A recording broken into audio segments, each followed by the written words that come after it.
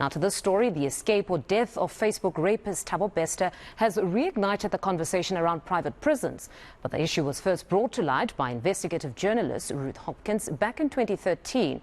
Her book, The Misery Merchant's Life and Death in a Private South African Prison, unveiled the scary reality. Ruth's work uncovered the use of electroshock, forced medication, lengthy isolation and suspicious deaths. Ruth joins us now from London to just unpack this very conversation. Ruth, good morning and thank you very much for your time. You know, I read through your thread after the confirmation by the Department of Correctional Services that in fact Thabo Bester had escaped from custody. Your investigation into G4S's conduct at Mangaung specifically speaks of a gross violation of human rights. But before we get into that specific investigation into the torture, what have your sources shared about how this prison break of Thabo Bester actually was executed? Well, that is actually something I'm still currently investigating, so I'm not going to be too, I'm not going to share too much about that because it's all uncorroborated as of yet. But clearly, this was an organized attempt, and a lot of people must have been involved, right up to the prison management and DCS officials. It can't be any other way.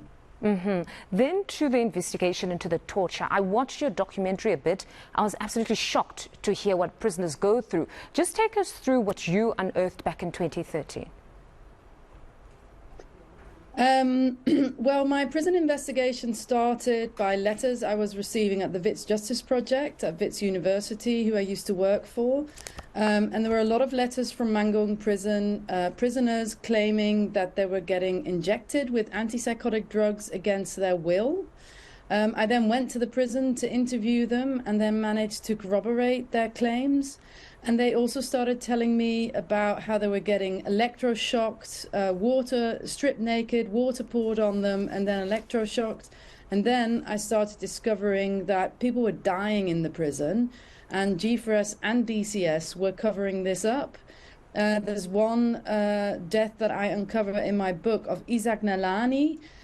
He died in 2005 and was basically tortured to death. So he was electroshocked, beaten up, injected, and he died as a result. And G4S, and then with the complicity of DCS, covered it up and registered it as a suicide.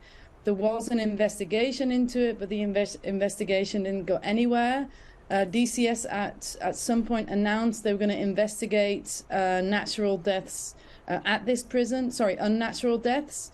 That investigation also, as far as I know, went nowhere. So yeah, and then I also uncovered that actually South Africans are also profiting off this prison, because the prison contract is held by BCC, Bloemfontein Correctional Contracts, run by a former Bloemfontein mayor called Papi Mokoena. He's the chair of BCC. And so these South African companies are earning a profit off these human rights violations. But insofar as the violations are concerned, of course, G4S has denied these allegations. But we do remember that back in 2013, DCS actually stepped in and took over for 10 months, but returned them to, or at least gave it back to them to run. But do you think, though, broadly speaking, it's desirable to have private companies running these prisons, in as much as it is coming to an end in 2026? But is it honestly desirable, given what you've unearthed? No, to me, it's a form of hyper-capitalism. It's capitalism on steroids. You should never, in my personal opinion, derive a profit off the incarceration of people who've committed crimes. That should not be a profit-driven activity. As far as I'm concerned, that's my private opinion. But I mean, if you look at how private prisons are run in South Africa, but actually, if you look at G4S around the world, they have a terrible track record running prisons. I'm currently based in the UK. They run about 4 or 5 prisons in the UK, and terrible things happen. You know, racism, abuse, violence. Here in the UK, the state also took over a prison in Birmingham off G4S because they lost complete control. So they're really not doing a good job, yet they land contract after contract, and they still have the contract in South Africa. Why is that? Why is there no accountability? It seems there will be thorough investigation now done on the South Africans that are benefiting as per your discovery. But beyond this, when I was watching the documentary, I saw some of those former employees of G4S from these prisons stating that in most instances the reason why they were so violent was to instill some sort of fear among these hardened criminals. It was the only way they could control them. Just talk to us about the reasons they furnished. Yeah, to me, again, this is capitalism. G4S tries to run the prison as cheap as possible. So labor is the first thing that they try to cut down on, the cost of labor.